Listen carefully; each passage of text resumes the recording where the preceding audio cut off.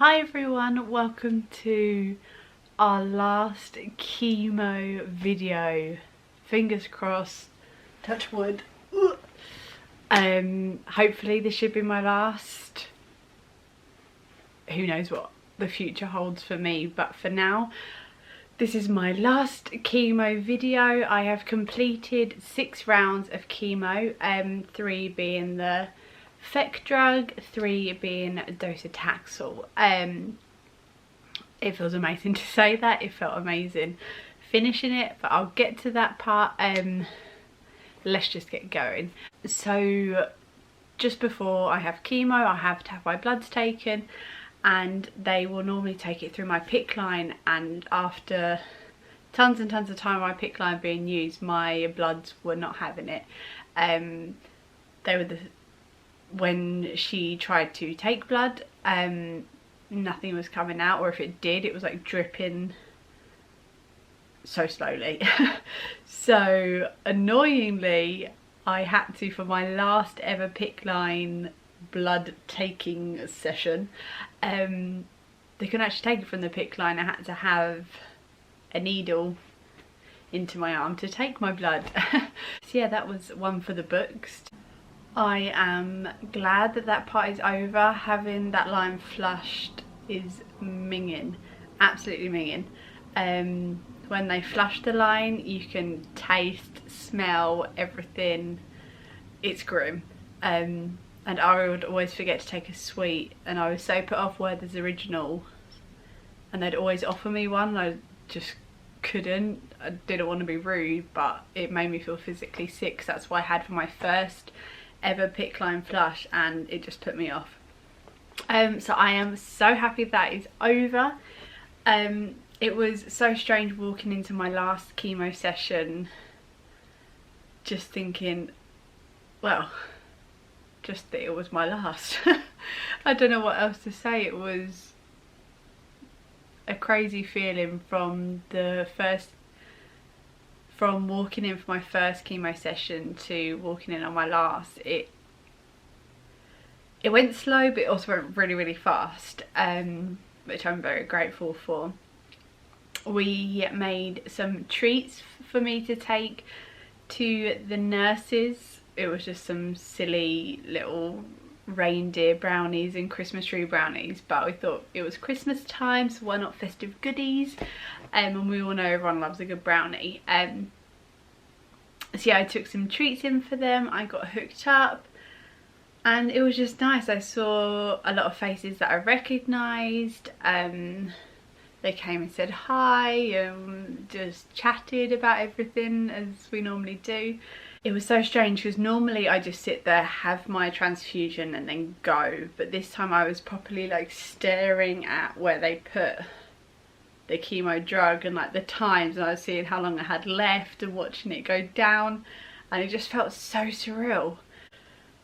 The closer it got to 0 meant the closer I was getting for it to finish, for the chemo session to finish, for the chemo treatment to finish for me, again touch wood. Yeah, it just felt so surreal. Then to hear the like timer buzzer go off, I just kind of wanted to like leap off my chair and be like, I'm finished, but then that flushed the line, so I wasn't technically finished. One thing I had whilst having my docetaxel drug, so I watched Delia Chatwin's videos on YouTube where she spoke about her chemo, and she was saying for mouth ulcers, or to stop the mouth ulcers, she would eat ice chips. And docetaxel is known for one of its main side effects is mouth ulcers, so I would always take a big Stanley cup with me full of ice cube, what I call them ice cubes, and I just sit and down them, and amazingly, I don't know if it worked or it didn't, but I didn't get mouth ulcers, so hallelujah. So that's definitely something, if you are having chemo and docetaxel is one of your drugs, then definitely I would recommend ice cubes. Once the buzzer went off, it was then time to take my Picc line out, which I didn't know how it was going to work, if I needed to be laying down like I was when they put it on. But literally I was in my chemo chair. They're like, right, let's take it out now. And I was like, ooh. I was so nervous it was going to be like the drain situation where it was like they just kept pulling and you could feel it and it was minging. I'm using that word quite a lot in this video. Well, a lot of this is minging, so it's true. So I basically just sat there. I turned away so I just didn't want to see anything.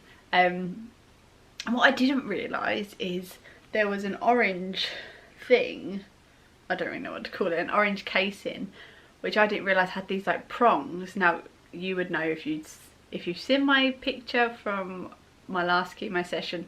It had like 2 prongs, I don't know, what am I doing, that went into my skin like this. Those prongs went into my skin and that's what was holding it in. It was so strange. So he said, okay, this will be uncomfortable, me trying to like pull these out. I don't know. I kind of wish I was brave enough to watch because I don't understand how the heck he got it out in one piece without like ripping my skin or being in pain. Like it was kind of like, oh, that kind of hurt, but not too painful, if that makes sense. And then I was waiting for this tug to come with this Picc line of all 43 centimetres of it to come out of my body, and I felt nothing. And he was like, you're finished. And I was like, oh, what, just taking the orange bit out? He's like, no, everything's out. And I looked down and just saw everything, and I didn't feel a thing when he pulled it out. It was so strange. So I was so glad that it wasn't the drain situation. But yeah, it still is so weird to like see my arm now. Like this is, I don't think you can see like the little dot, and I kind of have like an indent now from where it was sitting. But we'll see what happens with that. But yeah, just a tiny little dot. I'm covered in scars now, so what's another one to add to the collection? Who cares? But yeah, it's just so nice to now have a bath. Oh, I just have my arm in the water. Just not having that when I'm sleeping, it just makes such a difference. But I'm so grateful for it. But I'm so glad it's gone. So once that was done, I then had brought a little present for Tom, who was my nurse the first time I ever went, and I'd seen him every time I'd gone in. He was like my nurse. So I took a little gift in for him, bless him. Said goodbye. It was just so annoying that with COVID, we were both like, we want a hug, but it's COVID, so we're just gonna have to wave and say goodbye. But bless him, he then Facebook stalked me and sent me a lovely message, and I'm so grateful for him because he really helped me. He was there on my first chemo. He put me at ease, and I'm so grateful for him and all the NHS nurses that are at the Queen Elizabeth Hospital in the chemo unit. They are amazing. Don't know how they do it, but they do. But I didn't, the whole time I'm sitting there thinking, I can't wait to ring this bell, it's gonna be like the end of an era or the end of a chapter. I've seen all these videos of these women ringing the bell, and it just, I feel like it would just be such a weight off my shoulders when doing it.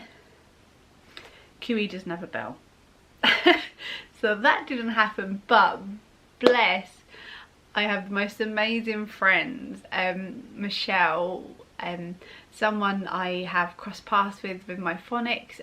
She was amazing and saw my I don't know if she'd seen my stories or my video. I can't remember which one I said about not being able to ring the bell, but she'd seen it, and so she sent me a little bell so I was able to ring the bell at home, which was lovely. Maybe I'll do like a big video once I finish radiotherapy, so I finish all my treatments. But yeah, bless her, it was so nice to be able to ring the bell. But I was absolutely gutted that there wasn't one at the hospital. I wanted all the claps and the yay. So all I did was a jump and a heel kick when I left the unit. But yeah, it was an emotional time to leave. Good tears. Well, I say once I got home, I cuddled Josh and I cried because it just was such a relief. But I mustn't have wiped my tears away too well, because I woke up in the morning with red marks running down my face and my tears had gone. So when you have chemo, they say any kind of water or anything that comes out of your body is toxic. So my tears, I had red tear stains on my face because of my toxic chemo. That was quite funny, quite not. Luckily I wasn't going anywhere, so no one saw apart from Mum, Josh and the kids. So that was great. I'm trying to think what else happened. That was... oh, I'm glad now chemo's finished that I won't have to go through the change of taste. As soon as I've had chemo,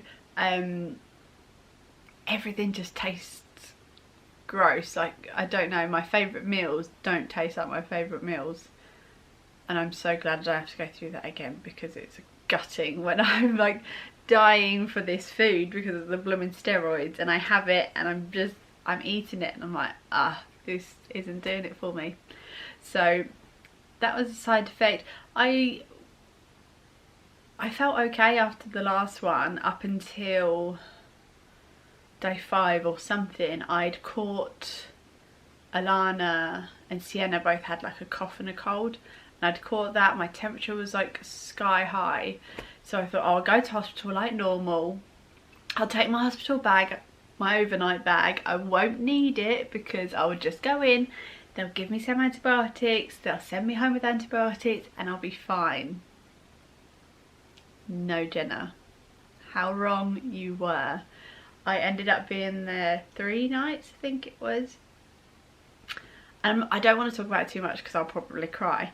It was possibly the most exhausting, emotionally draining situation I've ever been in, and I still am affected by it. And it sounds really dramatic, but I feel like I need to talk to someone about it, because just the 3 days, see, that's why I don't know how nurses do it, that 3 days was draining. And I'm still struggling with that. I'm struggling, yeah, I'm not going to go into details. I'm struggling, and that was probably the lowest of the lowest that I felt, maybe even ever. But definitely on this cancer journey it was awful, and I wasn't even feeling bad. It was so annoying. I had a doctor say, right, you'll go home the next day, we just want to make sure that you've got a stable temperature. Then I moved wards because I was turning my old ward into a COVID ward, so obviously I wanted to get the heck out of that one. Went to a new ward, and a new doctor meant I had to follow his rules. He was like, no, let's do another day. And yeah, I was then stuck in a ward. Well, yeah, I was stuck in a ward with 3 elderly ladies, bless them, all of them partially deaf, just draining.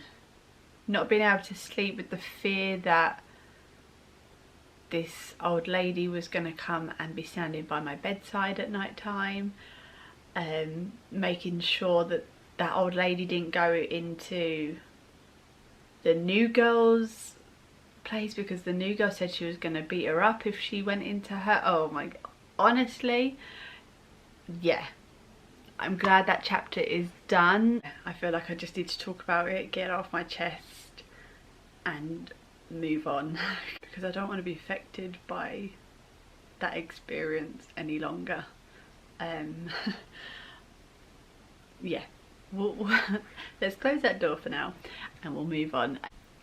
So all in all, I would say chemo has definitely taken its toll. I can feel in my body that it's exhausted. I either need to nap in the day, or at night time I am falling asleep during everything. I am so tired, or walking to pick up Alana from school, or if I just do too much, I am absolutely wiped. I'm so unfit running up the stairs. I'm out of breath, so I can't wait. I never thought I'd say it. I can't wait to be able to start running or doing some form of exercise so I can run upstairs without having to sit down. My hair started growing. I can't show you, this is like taped on, but my hair is growing back, albeit a bit crazy and fuzzy and everything, but it is growing back, which is crazy. So now chemo is complete for now.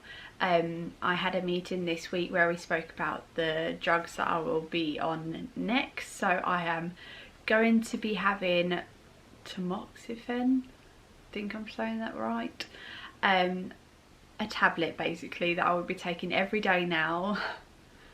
Crazy. One a day for 10 years. I'm going to be 42 when I stop taking these tablets. That's mental. So alongside the tablets, I'm also going to be having an injection once a month. The injection is to stop my ovaries from working. Yeah, so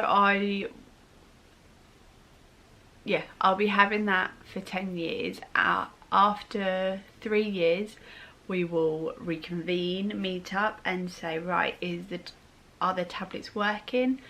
Or I'll be given the option of some treatments or surgery that are a little bit more irreversible.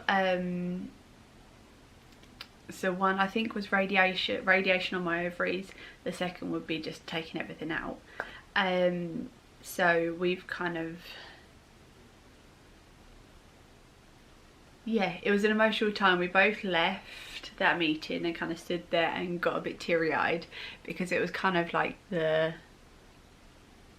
end. We kind of knew, right, that's it. We have our beautiful 3 children. Yes, we may have planned to have one more, but that's just not going to work right now. So to be told, well, okay, so the last year, well, the last few months with everything that we've gone through as a family, with Luca, Josh having to deal with everything by himself, we'd kind of come to the, well, I was kind of like, no, I'm done with children. I think I don't want anything more happening to my body. I don't want to be producing hormones that may bring my cancer back. After being poked and prodded for the last few months, I don't really want to go through that again. I'm kind of done with that. But we still thought maybe we'll have a 4th, but with this, knowing that it would be 10 years, we were like, no, that's it. We're a family of 5. We're just lucky that we've got 3 beautiful children. Still hard to think, okay, that wasn't our choice. To be told that you shouldn't have children in these 10 years and to know, right, it's not going to happen in 10, I don't know, just to be told no more children is kind of tough. But yeah, it's just one of those. So yes, the next step is radiotherapy. Now I've started taking my tablets. So radiotherapy, I've got a meeting tomorrow, so Monday the 10th of January I have a meeting to talk about my radiotherapy, kind of like how long it will be going on for. They kind of gave me a rough idea at the last meeting. They said it will probably be 4 to 6 weeks, which, if you didn't know, radiotherapy will be daily, Monday to Friday, every single day for about half an hour. So for them to say 4 to 6 weeks, that's, ugh. To be travelling to the hospital that's like half an hour away, there and back. Ugh. But it needs to happen. We're okay. So yeah, I'll find out more tomorrow, so I'll probably be doing a video about that so you guys know what's happening. A lot of people have said radiotherapy isn't as bad as chemo. We shall see.